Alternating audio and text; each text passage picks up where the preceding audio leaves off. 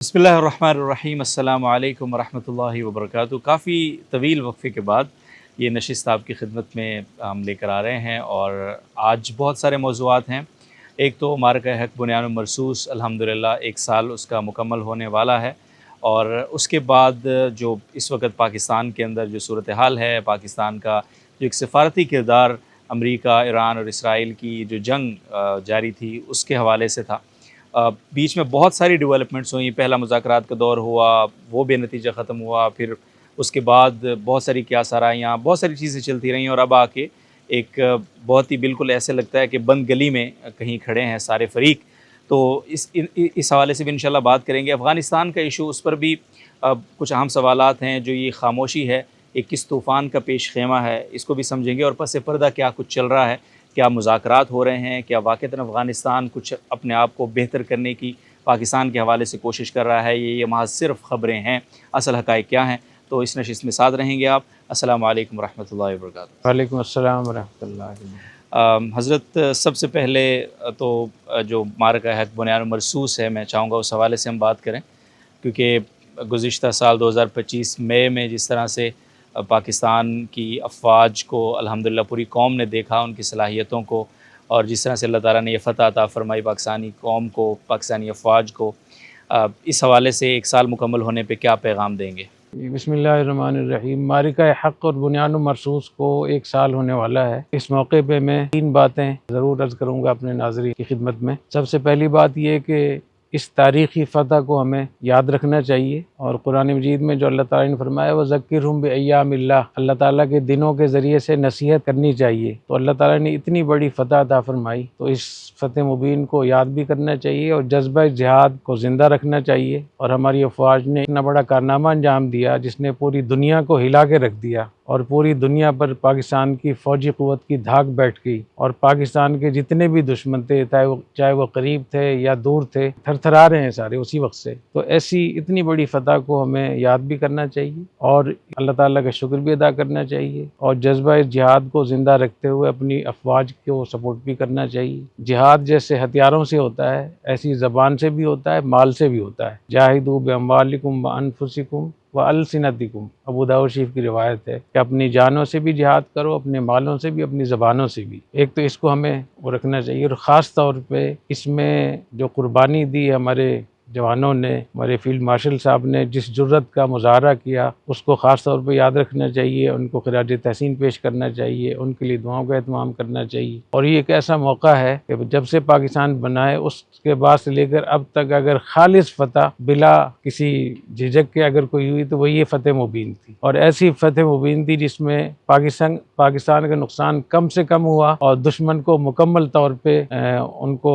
मफलूज करके रख दिया गया। इसलिए मैं तमाम अपने सुनने वालों से, देखने वालों से दरख्वास्त करूँगा ये जो 10-12 दिन हैं, इन 10-12 दिनों में इस फ़तह मुबीन को याद करते हुए तक़रीबात मुनक़िद की जाएँ और जज्बा जिहाद को ज़िंदा रखा जाए और इस कामयाबी को ज़्यादा से ज़्यादा लोगों तक पहुँचाया जाए और दोबारा उसको याद किया जाए। ख़ास तौर पे ऐसे वक्त में जबकि 3-4 सालों से पाक फ़ौज के ख़िलाफ़ इतनी बड़ी मुहिम चल रही थी, उसमें अल्लाह ताला ने इतना बड़ा मारका और अल्लाह ताला ने उसमें कामयाबी अता फ़रमाई। तो इस लिहाज से इसकी बहुत अहमियत है कि हम इस तारीख़ी फ़तह को ज़िक्र करके उन दुश्मनों को मायूस करें जो पाकिस्तान में फ़साद फैलाना चाह रहे हैं। एक बात और है जिसको मैं बहुत अंदर से जानता हूँ कि पाकिस्तान की अफ़वाज को बाहर से उनको नुकसान पहुँचाने के लिए, उनके अंदर खलीज पैदा करने के लिए, इख्तिलाफ़ात डालने के लिए बहुत ज़बरदस्त कोशिशें हुई और इसमें बैनुल-अक़वामी इस्टेब्लिशमेंट भी, इंडिया भी, इसराइल भी और हमारे बहुत सारे नादान दोस्त भी उनके साथ शरीक थे।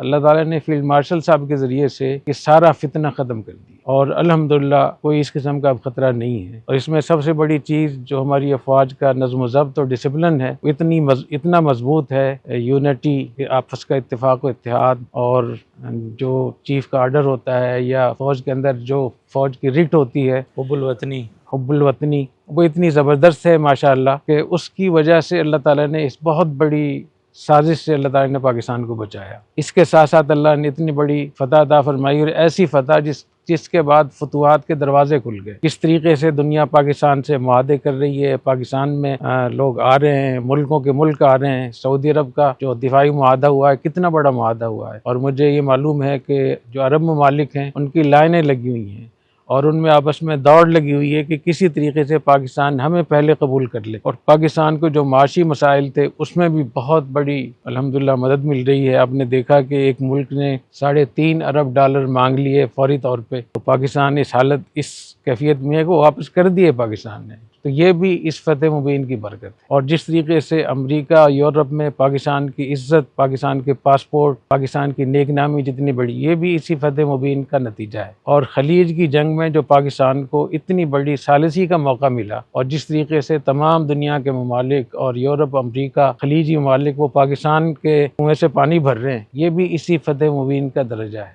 जितनी पाकिस्तान को आर्डर मिले हैं बहुत सारे जंगी तैयारों के, और वो इतनी बड़ी, उसकी अमाउंट इतनी बड़ी है कि जितना IMF हमें कर्ज देता है उससे कई गुना ज़्यादा हमारे पास आर्डर आ गए हैं।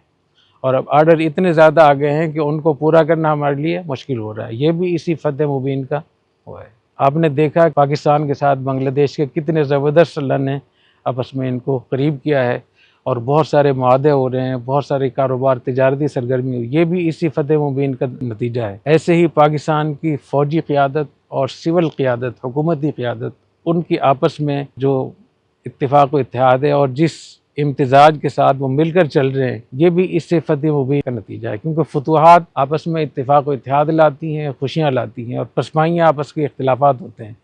तो इस फतेह मुबीन से अल्लाह ताला ने बहुत बड़ी फतूहात का आगाज़ किया है, और मेरा ये अंदाज़ा है कि ये अभी कुछ भी नहीं, अभी अल्लाह ताला बहुत बड़ी बड़ी फतूहात से नवाजेंगे हमारे मुल्क को।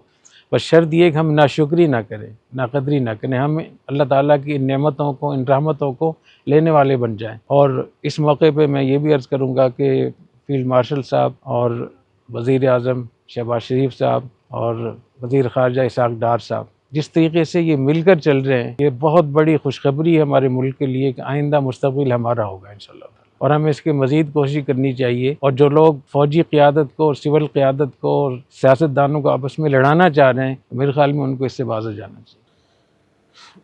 अच्छा उस्ताद साहब, अभी जो जैसे उस्ताद साहब ने ज़िक्र भी किया है, लेकिन जो मुज़ाकरात शुरू हुए थे और पूरा ख़ित्ता जिस तरह से पूरे एक इज़्तिराब की कैफ़ियत में है, वो उसमें किसी हद तक तो कमी आई है, लेकिन मुज़ाकरात नतीजा खेज़ नहीं हुए हैं, और ये ऊँट जो है वो किसी करवट बैठा नहीं है। तो क्या समझते हैं उस्ताद साहब कि ये सूरत हाल मज़ीद ख़राब होगी या अब बहुत करीब है जंगबंदी? मेरे ख्याल में पाकिस्तान की जो कोशिशें थी वो 100% कामयाब हुई। इतनी बड़ी जंग वो रुक गई है अल्हम्दुलिल्लाह, और कितने दिन हो गए कि जंग रुकी हुई है। छोटी मोटी झड़पें तो हमेशा होती रहती हैं। तो अल्हम्दुलिल्लाह पाकिस्तान की बरकत से, फील्ड मार्शल साहब की खुसूसी काविशों की वजह से ये जंग रुकी है। ये 100% इसका नतीजा हमें मिला है। इसी तरीके से जब इतनी बड़ी जंग एक दफ़ा रुक जाती है तो बिल आखिर लोग कहीं न कहीं जाकर बैठते हैं और उसके नताइज निकलते हैं। तो उम्मीद यही है कि इसके नताइज निकलेंगे इंशाअल्लाह ताला। और हालांकि कितनी दफ़ा बीच में मायूसी भी हुई, कितनी दफ़ा इनकार भी हुआ, लेकिन जिस सतह पे फील्ड मार्शल साहब कोशिशें कर रहे हैं, और जिसने तीनों शख्सियात, फील्ड मार्शल साहब, वज़ीर आज़म साहब और इसहाक़ डार साहब वज़ीर ख़ारजा, जितनी मेहनत कर रहे हैं इस पे, तो इतनी मेहनत के बाद अल्लाह किसी को नाकाम नहीं करता। ये अल्लाह का निज़ाम है, फितरत है। इतनी मेहनत कम अज़ कम हमारे मुल्क को इसका फ़ायदा ज़रूर होगा, और हुआ है अल्हम्दुलिल्लाह। और आपने देखा कि अल्लाह ताला ने हमारे मुल्क को पूरी दुनिया का चौधरी बना दिया है। बड़े बड़े चौधरी पाकिस्तान के पास आ रहे हैं।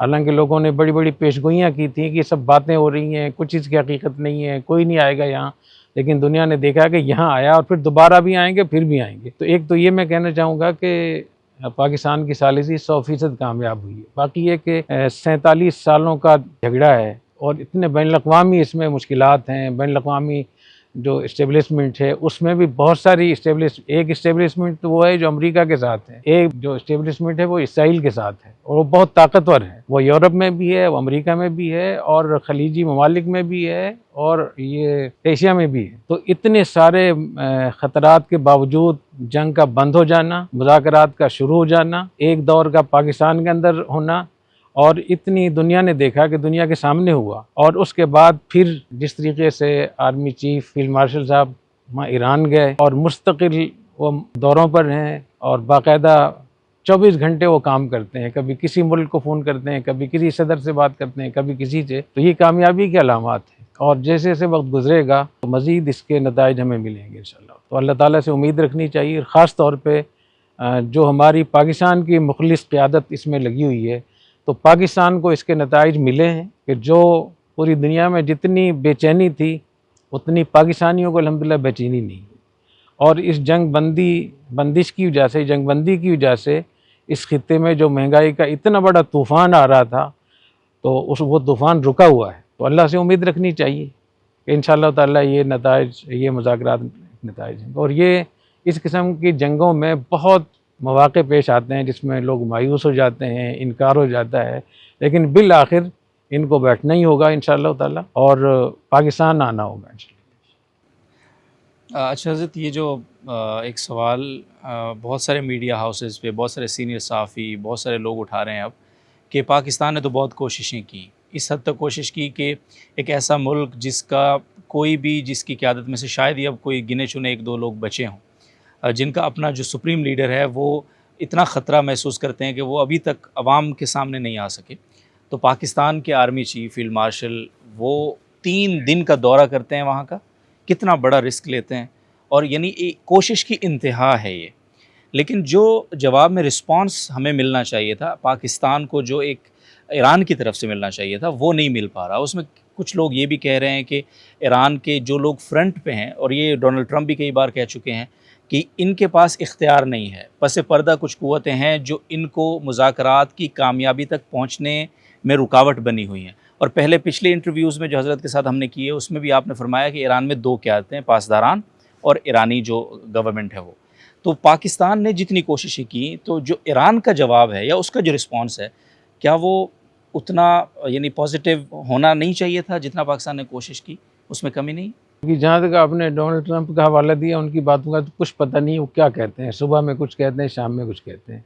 लेकिन ये बात अपनी जगह आपकी ठीक है कि जितने बड़े पैमाने पर पाकिस्तान ने काविशें की, कोशिशें की और दुनिया ने देखा, तो उसका वो जो जवाब आना चाहिए था वो जवाब पासदारान की तरफ से नहीं आया। मैं समझता हूँ कि हुकूमत ईरान की तरफ से बहुत अच्छा जवाब आया और उन्होंने हमेशा अच्छी बात कही है। मैं इस मौके पे एक बात ये ज़रूर करना चाहूँगा कि इतने ख़तरनाक हालात में, जंगी हालात में फ़ील्ड मार्शल साहब का सफ़र करना और अलानिया सफ़र करना, ऐलान करके सफ़र करना, दुनिया को बताकर, और फिर 3 दिन वहाँ क़याम करना और उनकी उन तमाम जगहों पे जाने की कोशिश करना जहाँ जहाँ से भी उनको सपोर्ट मिल सकती थी इस जंग बंद करवाने के लिए। तो इसमें बहुत बड़े बड़े पैगामात हैं। एक पैगाम तो हम पाकिस्तानियों को ये समझना चाहिए कि जो लीडरशिप होती है उसको जुर्रतमंद और बहादुर होना चाहिए। तो जिस तरीके से आर्मी चीफ ने जुर्रत और शजाअत का मुजाहरा किया, इसकी मिसाल मिलना बहुत मुश्किल है। दुनिया का कोई भी बड़े से बड़ा बहादुर आदमी ईरान जाने की हिम्मत नहीं कर सकता, कोई भी, चाहे उनका हामी हो चाहे उनका मुखालिफ हो। दूसरे नंबर पे ये कि जो क़यादत होती है वो रिस्क लेती है, वो ख़तरात से खेलती है। उनकी सिफ़ात में से एक बहुत बड़ी सिफ़त ये है, तो बहुत सारे ऐसे कायदीन हैं जो ख़तरात से डर कर छुपे रहते हैं, तो वो कैसे कायदीन हैं? तो मैं समझता हूँ कि फील्ड मार्शल साहब ने दुनिया को और पाकिस्तानियों को अपने अमल से बताया है कि क़यादत के अंदर इतनी हिम्मत होनी चाहिए कि वो ख़तरात से खेल सके और वो रिस्क ले सके। तीसरे नंबर पर यह कि उन्होंने इस पूरी दुनिया को तीसरी आलमी जंग से बचाने के लिए और इस पूरे खित्ते को महंगाई के तूफ़ान से बचाने के लिए और बहुत सारे मुश्किलात से बचाने के लिए जो उन्होंने इतना बड़ा इक़दाम किया है, तो ये तारीख़ी इक़दाम है और किसी को भूलना नहीं चाहिए। मैं इस मौके पे हिंदुस्तान से भी ये कहूँगा कि फील्ड मार्शल साहब का ईरान जाना और जितनी उनकी काविशें हैं, ये तो आपके अवाम के लिए भी, अगर खुदा न खास्ता ये जंग शुरू होती है तो पाकिस्तान से ज़्यादा हिंदुस्तान के अवाम पे मुश्किलात आएंगी। अभी देखा आपने किस तरीके से गैस की लाइनें लगी हुई थी पाकिस्तान में, तो ऐसी कोई ना पेट्रोल के हवाले से कोई ऐसी मुसीबत आई ना गैस के हवाले से। तो हिंदुस्तान की जब मैं सुनता हूँ तो बड़ी हैरत होती है कि ये फील्ड मार्शल साहब और पाकिस्तान तो उनके लिए भी काम कर रहा है, उनको भी फ़ायदा पहुँचेगा।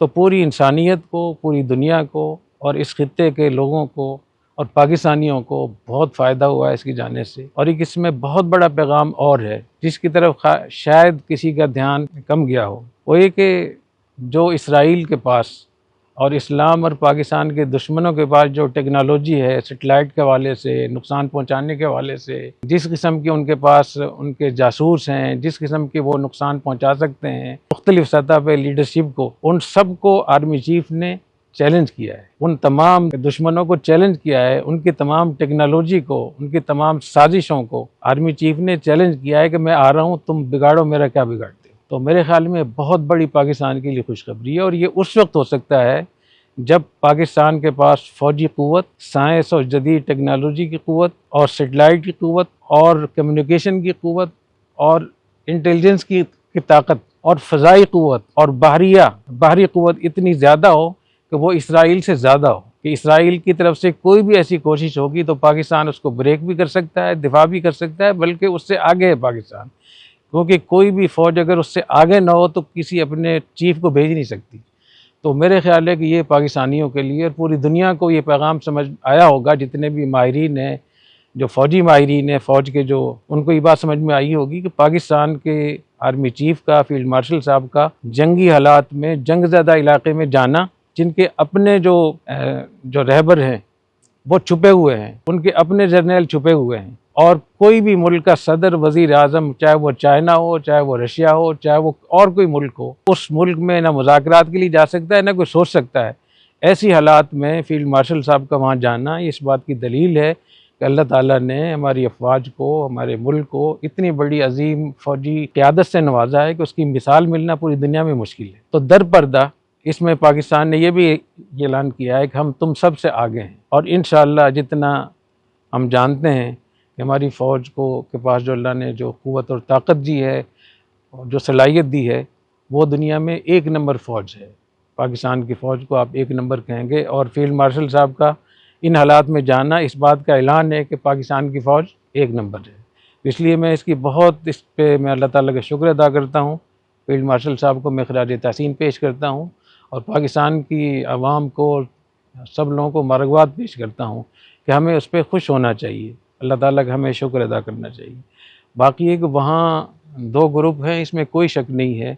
ईरानी हुकूमत बहुत अच्छी है, उसके ताल्लुकात भी बहुत अच्छे हैं, और जो मेरी मालूमात हैं कि हमारी अफवाज, हमारी फ़ौजी क़यादत उनसे बहुत खुश है। लेकिन पासदारान इनक़िलाब में भी कई ग्रुप हैं, और अब सबको पता चल गया। एक वक्त ऐसा था जब मैंने बिल्कुल शुरू में बात कही थी, तो अब सबको मालूम हो गया है कि पासदारान इनक़िलाब वो ज़िद पे आए हुए हैं, वोटधर्मी कर रहे हैं, और मैंने जिस शक का इजहार किया था, मुझे उसका अभी भी शक है। जी, वो शक हज़रत, अब मैं थोड़ा सा दोहरा, मतलब हज़रत ने ये फरमाया था कि पासदारान की जो तारीख़ है अपनी, तो ऐसा हो सकता है कि इस जंग के फैलाव के लिए वो दर पर्दा किसी भी बड़े से बड़े अपने दुश्मन के साथ, वो इसराइल भी हो सकता है, वो अमेरिका भी हो सकता है, उनके साथ उनकी कोई दर पर्दा कोई डील हो जाए, और ये जंग खलीजी ममालिक पे उसी तरह मुसल्लत रहे, और ख़ास तौर पे उनका जो टारगेट सऊदी अरब। तो अभी भी हज़रत को ये जो शक हज़रत का था, इस पर अभी भी हज़रत का ये शक क्यों कायम है? देखें, एक तो ये कि मुल्कों के जो पॉलिसियाँ होती हैं, वो जो आम लोग जैसे सोच रहे होते हैं मजहबी हवाले से, सियासी हवाले से, मुल्क जो है ना अपने मफादात को देखते हैं, मफादात के मुताबिक चल रहे होते हैं। मफाद जहाँ उनको अपना लगता है उधर बैठ जाते हैं। वो आपसे पूछेंगे नहीं कि ईरान चूँकि शिया मज़हब है तो शियों से पूछेंगे, अफ़गानिस्तान वाले चूँकि उलमा की हुकूमत है तो उलमा किराम से पूछेंगे। ये गलतफहमी दूर कर लेनी चाहिए हमें। लोग अपने एजेंडे पे चल रहे होते हैं। तो जो मौजूदा इसकी जिससे सब ज़्यादा मुझे शक इस बात पे पड़ता है कि ईरान का बहुत बड़ा हिस्सा तबाह कर दिया है, और सब ने देखा है कितने बड़े बड़े हमले हुए हैं। तो इस तबाही के बावजूद, इससे पहले जंग हुई थी, उससे बहुत मुल्क तबाह हुआ, और उसके बाद इस जंग ने तो बिल्कुल उसका तिया पांचा कर दी। इसके बावजूद अगर पासदारान इनकलाब वाले किसी ज़िद पर अड़े हुए हैं तो इसके तीन मतलब हो सकते हैं। या तो एक दिमाग ख़राब हो गया है, यह है कि जो ज़िद्दी लोग होते हैं वो किसी की बात नहीं मानते, वो ज़िद है और हठधर्मी है, जिसका नतीजा तबाही बर्बादी है। या फिर तीसरी बात है कि जब इतना मुल्क कोई तबाह हो जाता है तो फिर अपनी बका का वो सोचता है कि मेरी बका किस में है, फिर वो देखता है कि मेरी बका किसके साथ साज़बात करने में है। तो मुझे इसमें शक है कि पासदारान इनकलाब ने इसराइल की जो बैनुल-अक़वामी इस्टेब्लिशमेंट है, जो इसराइल नवाज़ हैं, इसराइल के अंदर भी है और वो ईरान में भी है, इसके बहुत सारे शवाहिद सामने आ गए हैं। तो इसका इम्कान मौजूद है कि वो उस डील पर चल रहे हों, डील हो गई हो या उस डील की तरफ बढ़ रहे हों। इसकी मैं एक मिसाल आपको, पहले मैंने कई मिसालें दी थी कि इसराइल के साथ, अमेरिका के साथ और मुख्तलिफ ममालिक के साथ ईरानी हुकूमत का इत्तेफाक इत्तेहाद हुआ, लेकिन पासदारान वाले जिस तरीके से खेलते हैं वो, तो मैं इसकी चंद मिसालें आपको बताता हूँ। खुद अफ़गानिस्तान में जो तालिबान की मौजूदा हुकूमत है, इसके बड़े बड़े जो ज़िम्मेदारान थे उसमें सदर इब्राहिम साहब, मुल्ला अख्तर मंसूर साहब, मुल्ला गुल आगा साहब, मुल्ला मोहम्मद ज़ई साहब, ये सारे मुल्ला तैयब आगा, ये सारे वो लोग थे जिनका कासिम सुलेमानी से बराह रास्त ताल्लुक़ था। ये यहाँ से छुप कर जाते थे और कासिम सुलेमानी से मिलते थे वहाँ जाकर। वापस आकर जो कुछ ये बताते थे उसको सामने रखते हुए मैं ये समझता हूँ कि वो किसी के साथ भी इत्तेहाद कर सकते। एक वक्त ऐसा था जब इनके दुश्मन थे ये कासिम सुलेमानी, और इतने बड़े पैमाने पर 60-70 हज़ार जो तालिबान शहीद हुए थे, उलमा शहीद हुए थे, जिसमें मेरे 2 भाई भी थे, तो उसमें ये कासिम सुलेमानी और ये लोग थे जो लड़ रहे थे आगे वहाँ। लेकिन फिर इन्हीं लोगों ने अफ़गान तालिबान को अपने साथ बिठाया और उनको सारी सपोर्ट की। और मैं एक वाक़या ये बता दूँ कि इन्होंने 27 मिसाइल दिए तालिबान को, जो हेलीकॉप्टरों को मारने के लिए थे। अमरीकी हेलीकॉप्टरों को मारने के लिए ईरान ने 27 मिसाइल दिए थे। इन्होंने एक चलाया था, बाकी 6 अपने पास रखे थे। फिर दोबारा जब ये गए, ये मुझे इन 5-6 बड़े लोगों में से किसी एक ने खुद मुझे बताई बात, वैसी बात नहीं कि सुनी सुनाई बात हो। उन्होंने कहा कि जब हम वापस गए दोबारा लेने के लिए कि हमें मजीद और दो, तो उन्होंने कहा तभी तो एक ही चलाए, बाकी 26 कहाँ हैं। इसलिए कि उसका ऐसा निज़ाम मौजूद होता है कि जहाँ से वो दिया जाता है उनको पता होता है कि कौन सा मिसाइल चला है, कौन से। तो उन्होंने कहा कि 26 तो आपके पास हैं, आप झूठ बोल रहे हैं, गलत बयानी कर रहे हैं। तो एक तो ये मेरे सामने है। दूसरा ये कि अबू मोरितानी जो शेख उसामा बिन लादेन की तंजीम में उनका जो दारुल इफ्ता था, लजना शरिया, उसके सरबराह थे। वो 10-12 साल रहे हैं ईरान में। उसके बाद यहाँ से फिर वो अपने मुल्क चले गए। तो अल जज़ीरा पे उनका अरबी में इंटरव्यू मौजूद है, उसका इंग्लिश में तर्जुमा भी मौजूद है। उन्होंने जो तफसील बयान की है पासदारान इनकलाब की, वो कह रहे हैं कि पूरा हरमैन शरीफैन पे कब्ज़ा करना चाहते हैं ये, और ये यहाँ से आगे इराक़ से शाम और लबनान, ये पूरा इन्होंने मुहासरा किया है। उधर से फिर बहरैन है और फिर आगे हौसियीन है, फिर सोमालिया है, फिर सूडान है। तो उन्होंने अरबों को झंझोड़ा है कि तुम कहाँ सोए हुए हो, पासदारान इनकलाब हरमैन शरीफैन पे कब्ज़ा करना चाहते हैं। मैंने पहले इसी तरह इशारा किया था कि उनका जो पासदारान बहुत नज़रियाती लोग हैं, इंतहाई फ़िरका परस्त हैं, इंतहाई मुतशद्दिद हैं, और वो कभी भी सऊदी अरब से इत्तेफाक नहीं करेंगे। यही वजह है कि मैंने पहले कहा था कि इन 40-45 सालों में अमेरिका से भी इत्तेहाद हुआ है, इसराइल से भी इत्तेहाद हुआ है। बहुत बड़ी बड़ी जगहों में उन्होंने अपने जो दावे थे उनको छोड़ा है, लेकिन कभी सऊदी अरब के साथ इत्तेहाद नहीं हुआ। तो इसलिए मेरा ख्याल है कि पासदारान इनकलाब वाले इसमें बहुत मुश्किलात पैदा करेंगे। लेकिन जिस तरीके से फील्ड मार्शल साहब की काविशें हो रही हैं और फिर सऊदी अरब पाकिस्तान के साथ है, वो मेरे ख्याल है कि ऊँट किसी करवट बैठेगा इंशाअल्लाह ताला। अच्छा, इसमें एक बात और मुझे ये बात याद आ गई इत्तेफाक से अभी, कि जो मुल्क होते हैं ना, वो हर सतह पे कोशिश करते हैं कि इस्तिफ़ादा करें। जब खुमैनी साहब ने ये तहरीक शुरू की और अच्छा खासी तहरीक जब कामयाबी की तरफ जा रही थी, तो फिर ईरान ने इनको निकाल दिया था, उनको सज़ा दी गई थी, लेकिन यहाँ से छुपके से निकल कर ये इराक़ चले गए थे, तो बसरा में रहते थे। खुमैनी इनकलाब की कहानी हम सुन रहे हैं। जी, खुमैनी इनकलाब की कहानी। तो खुमैनी इनकलाब की कहानी ये जो मैं बता रहा हूँ, ये बहुत अहम बात है इस हवाले से कि जो हमारे मजहबी लोग होते हैं, चाहे वो किसी भी फ़िरक़े के हों, वो अपने जहन में एक चीज़ बिठा लेते हैं, उससे फिर सारे देख रहे होते हैं। तो वो चश्मा उतार कर हकीकत को देखने, हकीकत का चश्मा देखना चाहिए। तो ये बसरा में रहते थे। तो बसरा में जो शख्सियत इनको पैसे पहुँचाती थी, उनका नाम था कमाल महमूदी। कमाल महमूदी जामे रशीद की शूरा के मेंबर रहे और माशाल्लाह 10-15 साल मेंबर रहे। फिर अभी 2 साल पहले उनका इंतकाल हुआ। कमाल महमूदी उस ज़माने में जबकि ये इनकलाब आया था, उस ज़माने में बहुत बड़े मालदार थे, और सेठ आबिद और कमाल महमूदी इन दोनों का नाम चलता था उस ज़माने में। कमाल महमूदी के 309 बहरी जहाज़ थे, अपना हवाई जहाज़ था, पूरी दुनिया में जहाँ भी सफ़र करते अपने। तो चूँकि इनके इराक़ में बहुत बड़े इनके कारोबार था, बहुत बड़ा ईरान में भी था, तो ईरान के जो इनकलाबी लोग थे उन्होंने कमाल महमूदी साहब से कहा कि खुमैनी साहब को ये चीज़ें पहुँचा दिया करें। तो जितने भी उनके कोई पैसे होते थे उनको पहुँचाने होते थे या कोई वफूद पहुँचाने होते थे, तो कमाल महमूदी साहब अपने तिजारती बहरी जहाज़ों में लेकर बसरा पहुँचाते थे। तो कमाल महमूदी साहब की ये रिवायत है जो उन्होंने हमारी सरपर शूरा को सबके सामने बताया। वो ये कि जब ये तहरीक और आगे ज़्यादा बढ़ी तो अमेरिका ने इराक़ी हुकूमत से कहा कि आप इसको निकालें, खुमैनी को निकालें यहाँ से। तो उन्होंने खुमैनी से कहा कि आप यहाँ से निकल जाएं। तो खुमैनी मुख्तलिफ जगहों में गए वीज़ा लेने के लिए, तो जिस सफारत खाने में भी जाते थे वो इनकार कर देते थे। तो कमाल महमूदी साहब ने बताया कि अमेरिका ने फ्रांस से कहा था कि तुम वीज़ा दे देना, बाकी सबको मना कर दिया।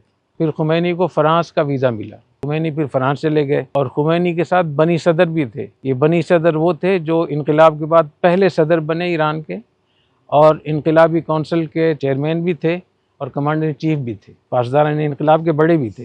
तो खुमैनी साहब और बनी सदर साहब ये दोनों पेरिस चले गए और वहाँ रहने लगे। जब ज़ियाउल हक को मालूम हुआ कि अब ये तहरीक 100% कामयाब हो जाएगी, तो जनरल ज़ियाउल हक ने कमाल महमूदी साहब को, इनके आपस के ताल्लुकात थे, कमाल महमूदी साहब से भी ताल्लुकात थे, सैयद आबिद से भी बहुत ताल्लुकात थे।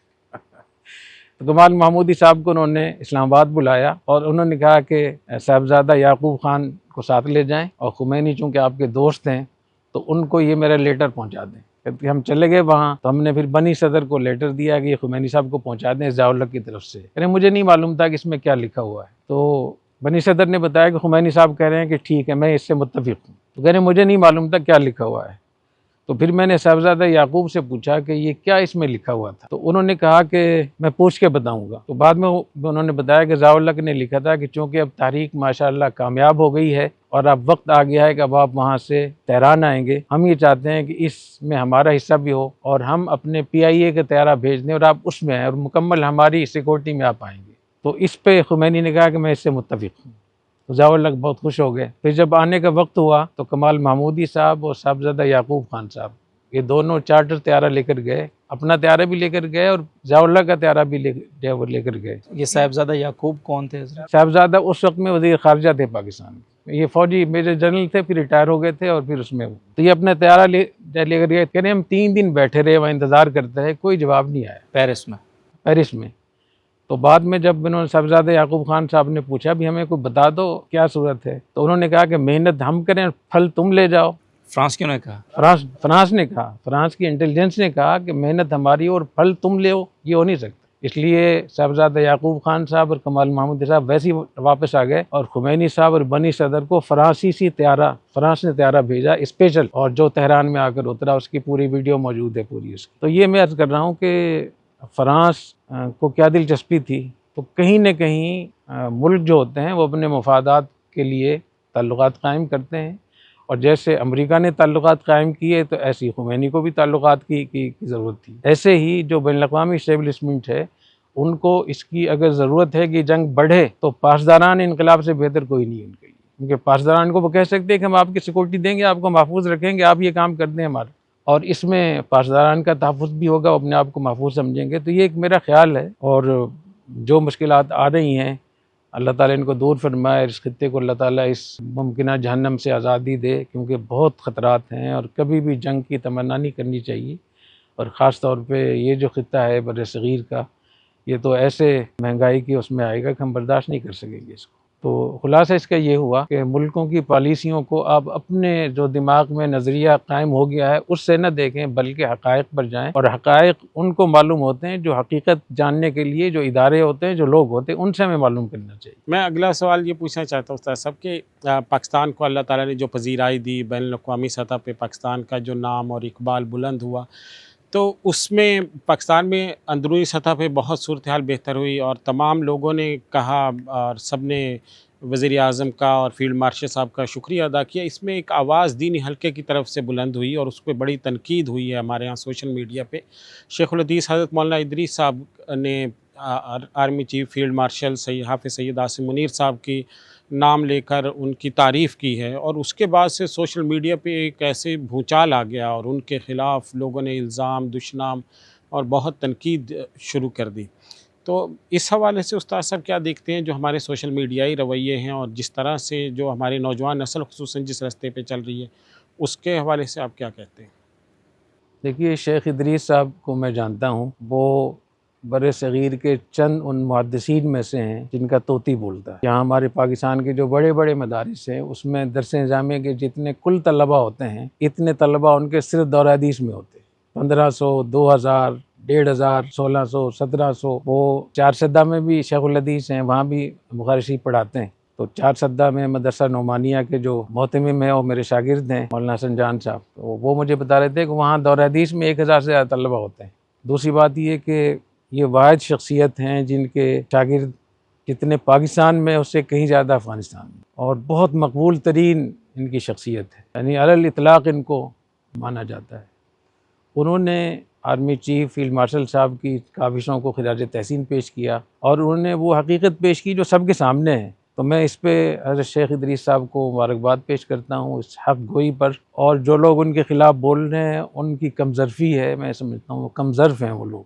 ज़्यादा अफसोस मुझे इस पर हो रहा है कि अफ़गानिस्तान की इमारत इस्लामिया की तरफ से कोई ऐसा बयान जारी नहीं हुआ जो लोगों को रोके, क्योंकि वहाँ बहुत सारे जो इमारत इस्लामिया के जो ओहदेदार हैं, अफ़गानिस्तान हुकूमत के ओहदेदार हैं, उन्होंने शेख इदरीस साहब पर सख्त बातें की। तो कम अज़ कम वहाँ की इमारत इस्लामिया के ज़िम्मेदारों को चाहिए था कि इस मौके पर वो अपने लोगों को मना करते और कहते कि इतने बड़े आलिम और इतने बड़े मुहद्दिस, इन्नल्लाह यस्तही मिन शैबतिल मुस्लिम, अल्लाह ताला सफ़ेद बालों वाले मुसलमान से हया फरमाते हैं, तो अल्लाह हया फरमाते हैं उनसे, तुम्हें हया नहीं है। तो एक तो ये कि ये फील्ड मार्शल साहब की मैं समझता हूँ बहुत बड़ी खुश नसीबी और सादत है कि उनकी इस काविश को शेख इदरीस साहब जैसी बुज़ुर्ग शख्सियत ने कबूल किया, और उन्होंने जिस तरीके से पश्तो ज़बान में बड़ी सराहत के साथ, दिल के साथ कहा है, मैं कैसी बग़ैर किसी तरद्दुद के बात कह रहा हूँ। तो जैसे मौलाना इदरीस साहब को मुबारकबाद पेश करता हूँ, ऐसी फील्ड मार्शल साहब के लिए भी ये बहुत खुशी की बात है, सादत की बात। अलबत्ता ये देखने की बात है कि जिन लोगों ने, चाहे वो पाकिस्तान के अंदर हों,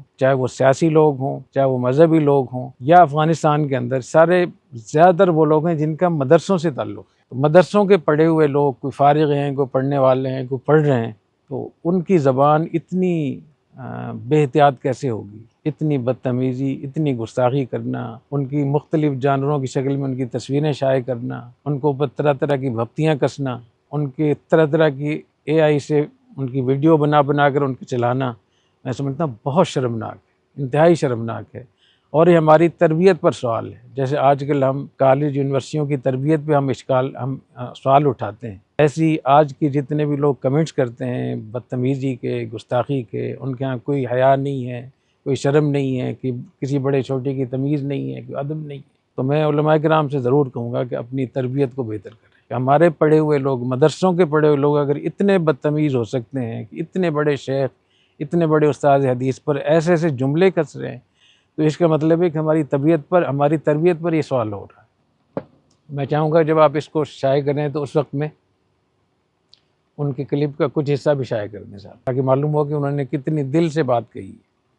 और ख़ास तौर पे उन्होंने पाकिस्तान के हवाले से जिन खूबसूरत अल्फाज का चुनाव, पाकिस्तान को जिस तरह उन्होंने अल्लाह की नेमत जी बिल्कुल बिल्कुल, ये अल्लाह की नेमत करार दिया, पाकिस्तान की कामयाबियों को उन्होंने सराहा, और उन्होंने मिसालें दी कि किस तरीके से हमारे पाकिस्तानी परेशान हो रहे हैं, खलीज में बैठे रो रहे हैं और पाकिस्तान के लिए तरस रहे हैं। इन हालात में हमारे फील्ड मार्शल साहब और हमारी हुकूमत का जंग बंदी करवाना और इतने बड़े पैमाने पर पाकिस्तानियों की मदद करना, ये बहुत बड़ी बात है, उन्होंने ये कहा है ना। जी अच्छा हज़रत, एक सवाल है, और ये सवाल भी चूँकि सोशल मीडिया से मुतालिक हम बात कर रहे हैं, तो ये फील्ड मार्शल साहब का दौरा हमने डिस्कस किया अभी, दौरा ईरान। इसमें एक फील्ड मार्शल साहब के साथ एक शख्सियत है, पाकिस्तान के वज़ीर दाखिला मोहसिन नकवी साहब, वो भी इस दौरे में, इस विज़िट में साथ थे। तो हमारे सोशल मीडिया पे इस पर भी एक बहुत बड़ी तनकीद, यानी वो जितनी काविशें, कोशिशें हैं फील्ड मार्शल साहब की सतह पे, हुकूमती सतह पे, उन सब को पसे पुश डाल के इस एक शख्सियत को, वज़ीर दाखिला मोहसिन नकवी के वहाँ जाने को मौज़ूए बहस बना लिया गया, और ये सवाल कि इनके जाने की क्या ज़रूरत थी, और वो मसलक की बुनियाद पर जो भी तनकीद वगैरह है। तो इस पर मैं आपका कुछ ओपिनियन लेना चाहूँगा कि आपको अगर कोई मालूमात हैं कि ये क्यों गए फील्ड मार्शल साहब के साथ वहाँ पे, जबकि मसलक की एक, वो जिस तरह कहते हैं ना, मौज़े तहमत से भी बचना चाहिए। देखिए, मैं इस बारे में न इस किस्म की मैं मालूमात करता हूँ, ना मैं इसको मुनाज़िर समझता हूँ, ना मैं इसकी ज़रूरत समझता हूँ।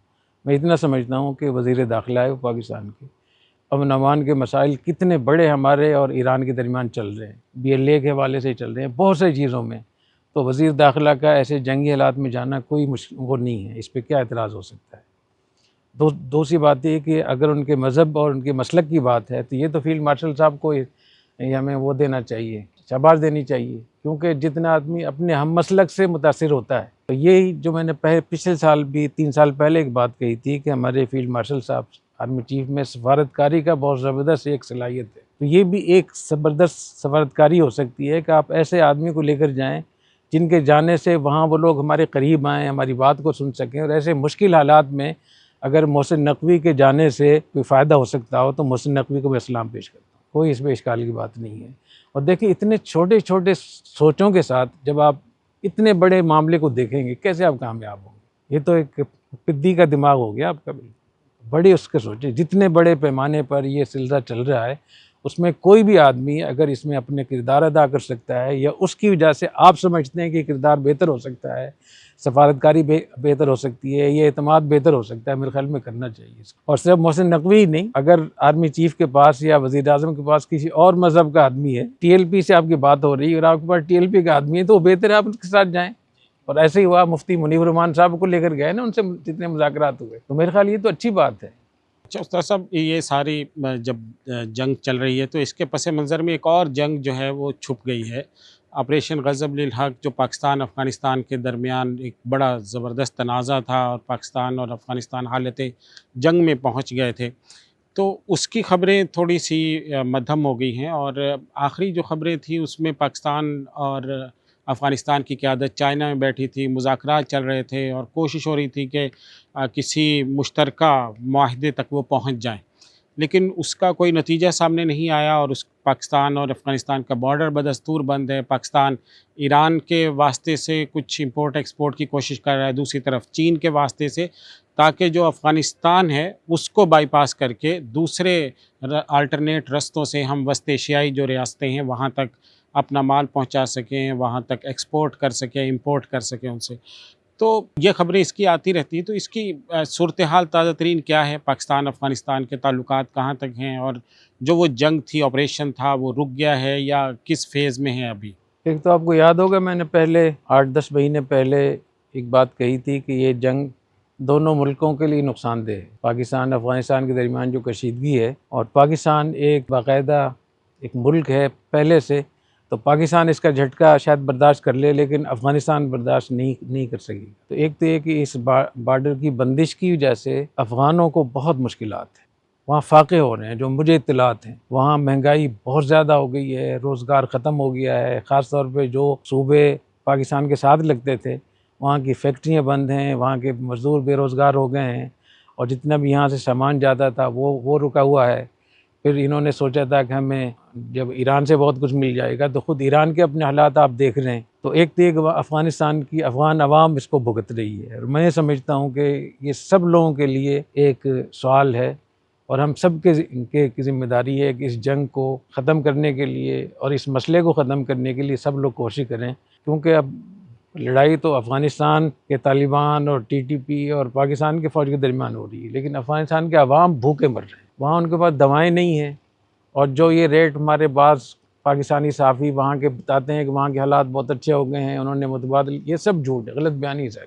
ये यहाँ भी पाकिस्तान में कुछ सहाफ़ी हैं जिनको ये अफ़गानिस्तान की हुकूमत पैसे देकर उनसे बयानात करवाती है, या जो लोग अपना ये चूरन बेचते हैं वो इन सहाफ़ियों को ऐसी बातें बताती हैं। हकीकत ये है कि वहाँ हर चीज़ की जो कीमत है वो डबल हो गई है, और लोगों के पास पैसा नहीं है। पैसा है तो चीज़ मौजूद नहीं है। बेरोज़गारी इतनी ज़्यादा है कि अगर पहले किसी उसमें अगर 5,000 लोग बेरोज़गार थे, तो 20-25 हज़ार लोग बेरोज़गार। लोग बीमार होते हैं, ना पाकिस्तान ला सकते हैं, ना किसी और जगह ले जा सकते हैं, और जो दवाएं मिलती हैं वो एक्सपायर्ड हो चुकी हैं, जाली दवाएं बहुत ज़्यादा मिल रही हैं। इसकी वजह से बहुत सारे लोग फौत हो रहे हैं। तो एक तो ये बड़ा अलमिया, वहाँ इंसानी अलमिया जिसे कहते हैं। जी।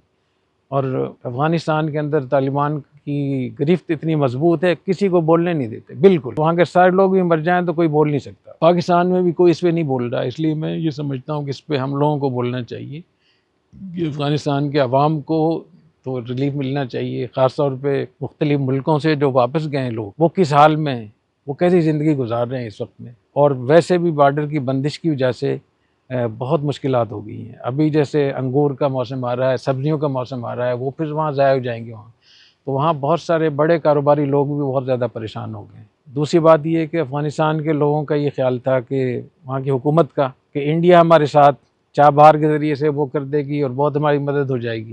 तो आपने देख लिया कि चाबहार से ख़ुद इंडिया को फारिग कर दिया गया है। ऐसे ही उनका ख्याल ये था कि वस्ती एशिया के ममालिक के साथ हमारे बहुत ताल्लुकात हो जाएंगे, तो उनके उतने ताल्लुकात नहीं हो सके जितनी उनको ज़रूरत पूरी हो सकती थी। और उनका ख्याल ये था कि पाकिस्तान के रास्ते बंद हो जाएंगे, तो पाकिस्तान ने नए रास्ते खोलना शुरू कर दिए हैं। तो मजबूरी ईजाद की माँ होती है। तो पाकिस्तान ने 2-3 रास्ते हैं, लंबे रास्ते हैं, लेकिन जब और कुछ नहीं तो फिर इसी से पाकिस्तान करेगा।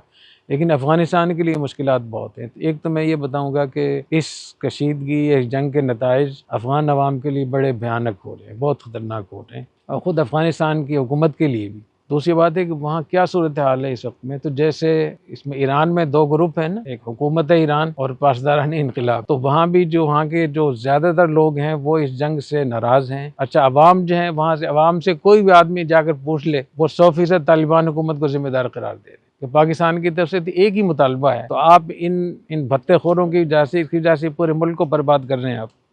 लेकिन इस वक्त अफ़गानिस्तान में वो तबका जो पाकिस्तान के साथ आना चाहता था या पाकिस्तान को इस जंग को ख़त्म करना चाहता था, वो काफ़ी मजबूत होने जा रहा है। उन्होंने आवाज़ बुलंद करना शुरू कर दी है। और लेकिन ये कि जो वहाँ की पासदारान इनकलाब है, कंधार वाले जो हैं, वो बिल्कुल उसी तरीके से हैं। और अभी भी शेख हिबतुल्लाह का आर्डर वहाँ चल रहा है। और जो कुछ बताया जा रहा है कि 100 लोग या 300 लोग TTP के गिरफ़्तार किए गए हैं, ये बात दुरुस्त नहीं है। मेरी मालूमात है कि ये बात दुरुस्त नहीं है। और इन्होंने बहुत सारे TTP के उन लोगों को जिनको ख़तरा था कि पाकिस्तान उनको हिट करेगा, उनको काबुल के वस्त में एक हस्पताल है, 400 बिस्तर अस्पताल, उसमें 400 बेड हैं। तो इसी नाम से वो अस्पताल है, मैंने देखा हुआ है बहुत। तो उसके कई डिपार्टमेंट, कई उसके जो फ्लोर जो हैं ना, उसके उनको TTP के लोगों को वहाँ उन्होंने बसा दिया है ताकि उनके ऊपर हमला ना हो सके।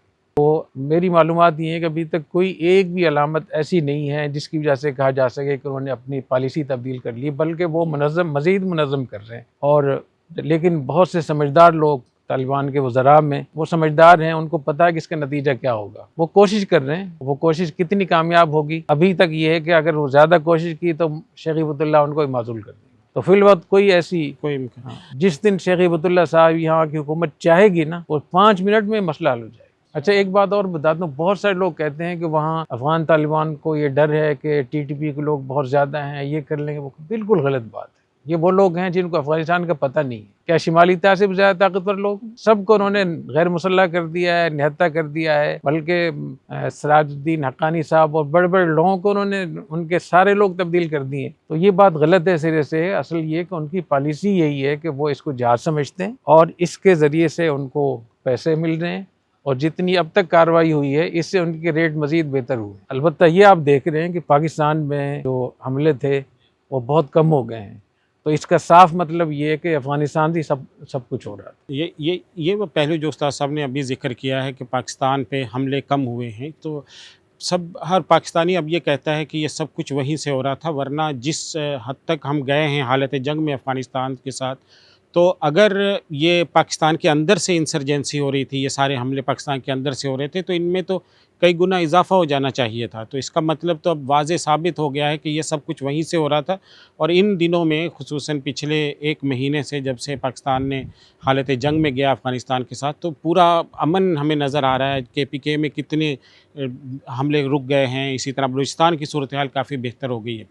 तो उस्ताद साहब ने जो तजवीज़ दी है कि दोनों मुल्क इस पर आएँ कि वहाँ के जो अफ़गानिस्तान के अवाम सफ़र कर रहे हैं उनको कोई रिलीफ़ मिले, लेकिन उसका कोई रास्ता तो नज़र नहीं आता ना, क्योंकि जैसे ही बॉर्डर खुलेगा तो उसके साथ ही पाकिस्तान पे हमले शुरू हो जाएंगे और उसके नतीजे में फिर पाकिस्तानी मरना शुरू हो जाएंगे। तो पाकिस्तानी हुकूमत यकतरफ़ा तौर पर कुछ नहीं कर सकती।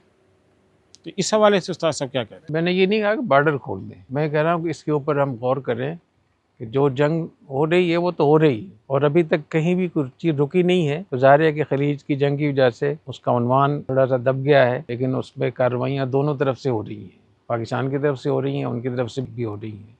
लेकिन इसमें कोई शक नहीं है कि इस पाकिस्तान के इस पॉलिसी की वजह से, इस हिकमत अमली की वजह से पाकिस्तान के अंदर हमले बहुत कम हो गए, और जितने भी लोग यहाँ पाकिस्तान में उन्होंने भेजे हुए थे, जो तश्कीलात भेजी हुई थी, अब वो उनको ना पैसा मिल रहा है ना वसाइल मिल रहे हैं। बल्कि अब वो पेशावर का जो कमांडर था उसने तो बाकायदा ऐलान किया, पूरा अपने तमाम लोगों को वॉइस मैसेज भेजा कि जहाँ मौका मिलता है छुप जाओ, बिल्कुल हालात अच्छे नहीं। तो इससे मालूम होता है कि बॉर्डर सख्त हो गई है, वहाँ से किसी मदद का आना मुश्किल है, और जो अंदर लोग हैं उनको ये अंदेशा है कि ये जंग किस नतीजे पर पहुँचेगी और हम मारे जाएंगे। तो इस वक्त में बहुत कमज़ोर हालत में है TTP। तो इसी पॉलिसी को आगे रखना चाहिए। बाकी इसकी शक्ल क्या होगी, वो मेरा मकसद ये है कि पाकिस्तान मज़ीद इसकी कोशिश करे कि इतनी जंग के बाद हो सकता है कि वहाँ कुछ लोग ऐसे पैदा हो जाएं, कुछ कारोबारी लोग, बड़ी सतह के कारोबारी लोग हैं, वो इसमें कोई अपना किरदार अदा कर सकें, या ताकि वो उनको इस पर कायल करें। यानी जब तक अफगान हुकूमत को इस बात का कायल नहीं किया जाएगा कि वो TTP और BLA को सपोर्ट बंद कर दें, उस वक्त तक पाकिस्तान की ना पॉलिसी तब्दील होगी, ना बाज़ाहिर ये मालूम होता है कि बॉर्डर खुलेगी। दूसरी बात है कि वहाँ जो गरीब लोग हैं अफ़गानिस्तान के, उनको दुनिया उन तक इमदाद पहुँचाए। तो ऐसे तरीके तो हो सकते हैं ताकि बहरहाल जो आदमी भूखा हो, उस पर फ़क्र फाका हो, उनका तो ख्याल रखना चाहिए। ये तो कोई उज़र नहीं, क्योंकि हमारी उनसे जंग हो रही है, अवाम से थोड़ी जंग है, वहाँ की हुकूमत से जंग है। लेकिन अवाम तक एक इमदाद पहुँचाने के लिए पाकिस्तान को भी अपना किरदार अदा करना चाहिए। और पाकिस्तान के लिए मेरे ख्याल ये बहुत बड़ी बात होगी कि पाकिस्तान एक तरफ उनकी ज़्यादती का जवाब दे रहा है और एक तरफ वहाँ के भूखे अवाम की मदद करने की कोशिश भी कर रहा है। तो मेरे ख्याल ये बड़ी अच्छी बात होगी इंशाल्लाह। इसी हवाले से एक आखिरी सवाल करके नशिस्त को ख़त्म करते हैं। ये जो इमदाद की बात की या अवाम की मदद की बात की, इस हवाले से जामिअतुर रशीद के पास आउट्स का जो इदारा है पाक एड वेलफेयर ट्रस्ट, और इसी तरह खदीजतुल कुबरा वेलफेयर ट्रस्ट, याद है हमें 2021 में जब ये रिजीम अफ़गान तालिबान की हुकूमत आई नई, तो यही जज्बे थे कि ज़ाहिर नई हुकूमत है, अवाम के पास एक नई हुकूमत के होते हुए वहाँ खुशहाली नहीं है, ज़रूरियात हैं, मुसीबत ज़दा हैं लोग। तो यहाँ से बहुत बड़ी पैमाने पे पाक एड के ट्रक, खदीजतुल कुबरा के ट्रक हज़रत की हिदायत पे वो यहाँ से तुरखम गए, और वो वीडियोज़ हम अपने नाज़रीन को दिखा भी रहे हैं यहाँ पे कि किस तरह उस वक़्त ये जो लीडरशिप है, जो अवाम और जो मदद करने वाला है उसके माबैन रुकावट है, ये उस वक़्त तो जंग भी नहीं थी, कोई मसला नहीं था, कोई बहाना नहीं था, उस वक़्त भी इन्होंने ये पाक एड के ट्रक्स से बाकायदा पाकिस्तान के परचम फाड़ रहे हैं। तो जब उस वक़्त इन्होंने यानी पाकिस्तान की इमदाद को न सिर्फ को ये कि कबूल नहीं किया बल्कि उसकी बेइज्जती की, तो अब इन हालात में ये कैसे पॉसिबल होगा? अच्छा, आपने याद दिला दिया। ये जो ट्रक का पाकिस्तानी झंडा और पाकिस्तानी बैनर फाड़े गए, ये मेरे ख्याल में 1 महीना गुजरा होगा, एक डेढ़ महीने से ज़्यादा नहीं गुजरा था। तो इससे ये बात साबित होती है कि अफ़गानिस्तान से अमेरिका गया नहीं था। अगर अमेरिका जाता तो ये कभी ना होता। वहाँ अपने अंडे बच्चे छोड़कर गया था, और जिस जज्बे के साथ यहाँ के इदारों ने, यहाँ की हुकूमत ने फैसला किया कि हम अफ़गानिस्तान की हुकूमत को अपने पैरों पर खड़ा करेंगे, उनके लिए मुहिम चलाएँगे। और आपको याद होगा 1 अरब रियाल पाकिस्तान ने जो कॉन्फ्रेंस की थी इस्लामाबाद में, 1 अरब रियाल सऊदी अरब ने दिया अफ़गानिस्तान के लिए। 1 अरब रियाल कितने बनते हैं? और पाकिस्तान ने बाकायदा एक इदारा बनाया और उस इदारे को बाकायदा रजिस्टर करवाया उसको, और जितने भी जो रिफाई इदारे थे उनको पाबंद किया कि इस इदारे के ज़रिए से आप अपने इमदाद को भेजें। तो हमने अपने तौर पे बहुत बड़े पैमाने पे यहाँ से सामान भिजवाया, और शायद ही कोई सूबा बचा हो जहाँ हमने सामान न भिजवाया हो। लेकिन वहाँ जिस तरीके से उन्होंने पाकिस्तान के साथ दुश्मनी का इजहार किया, उसकी एक मिसाल आपके सामने, बाकी मिसालें हमने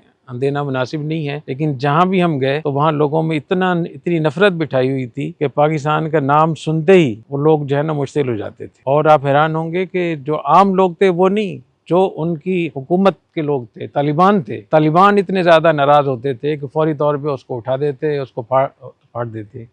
किसी मुल्क का झंडा फाड़ देना और बॉर्डर पे खड़े होके, तो इतना दिल दुखा था इस बात से। लेकिन हम क्या करते थे, हमने इस बात को छुपाया। हमने कहा कुछ जज्बाती लोग होंगे, लेकिन बाद में जहाँ जहाँ भी हमने सामान भेजा था, हमें अंदाज़ा हुआ कि इन 20 सालों में अमेरिका ने, इंडिया ने पाकिस्तान के ख़िलाफ़ इतनी बड़ी एक नफ़रत बिठा दी थी लोगों के दिलों में, और उस नफ़रत को तालिबान हुकूमत ने मज़ीद बढ़ाया। इन्होंने उसका कोई इलाज नहीं किया, बल्कि उस नफरत को मजीद बढ़ाया और इतना बढ़ाया कि खुद उसमें शुरू हो गए। और अपने जो टीवी चैनल थे उन पे उन लोगों को ढूंढते थे जो पाकिस्तान के बड़े से बड़े मुखालिफ थे, चाहे वो मॉस्को में बैठा हो, चाहे वो अमेरिका में बैठा हो, कि यूरोप में बैठा हो, उनसे वो इंटरव्यू करते थे और फिर इसके साथ हिंदुस्तान के साथ इनकी पींगे बढ़ने लगी। तो ये एक हकीकत है और हकीकत भी है और बड़ी परेशानी की बात भी है। पड़ोसी आप तब्दील नहीं कर सकते। और आपने देखा कि इस पूरे अरसे में जितने भी अफ़गान महाजरीन की तरफ से पाकिस्तान के ख़िलाफ़ पाकिस्तान के अंदर पेशावर में जुलूस निकले और पाकिस्तान और इंडिया के जब मैच होते थे और वो इंडिया के साथ होते थे, कोई एक बयान अफ़गानिस्तान की हुकूमत की तरफ से आया लोगों को समझाने के लिए? तो इससे मालूम होता है कि इस कौम परस्ती पर अफ़गानिस्तान की मौजूदा हुकूमत वो इस पर यकीन रखती है। और मेरे एक साथी हैं,